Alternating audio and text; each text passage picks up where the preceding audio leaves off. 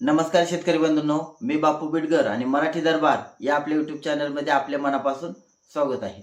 तर बघा, अतिवृष्टी असेल, महापूर असेल, यामुळे शेतकऱ्यांचं खरीप हंगाम 2025 मध्ये बऱ्याच मोठ्या प्रमाणामध्ये नुकसान झालेलं होतं।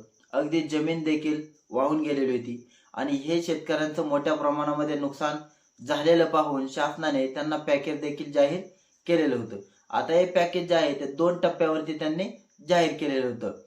एक म्हणजे त्यांना जे काही शेतीसाठी जे काही नुकसान झालेलं होतं त्यासाठी, आणि दुसरं म्हणजे जे काही त्यांना रब्बी हंगामामध्ये पेरणी करता यावी, खते घेता यावं, बी बियाणे घेता यावं, यासाठी शेतकऱ्यांना हेक्टरी 10,000 रुपयाचं पॅकेज जाहीर केलेलं होतं।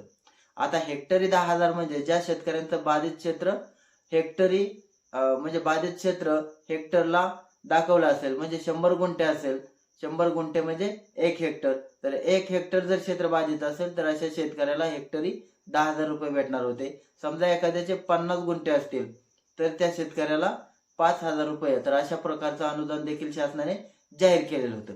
मग आता विदर्भ असेल, कोकण असेल, तर यातील बरेच शेतकरी असे होते की हे शेतकरी पहिल्या टप्प्यात अनुदानाला पात्र होते आणि तो निधी देखील त्यांच्या खात्यावरती जमा देखील झालेला होता, परंतु रब्बी अनुदानाचा जो काही हप्ता आहे तो त्यांच्या खात्यावरती जमा झालेला नव्हता। आणि असेच जे काही पात्र शेतकरी असतील परंतु त्यांना एक हप्ता जमा झाला आणि रब्बी हंगामाचा जो काही खते आणि बियाणे असेल त्याचा हप्ता जमा झालेला नाही, तर अशा शेतकऱ्यांना या हप्ता वितरणाला आता सुरुवात झालेली आहे, जे शेतकरी पात्र असतील अशा शेतकऱ्यांना।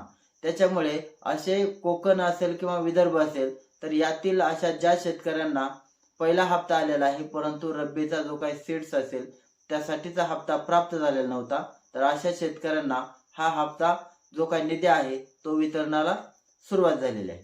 धन्यवाद।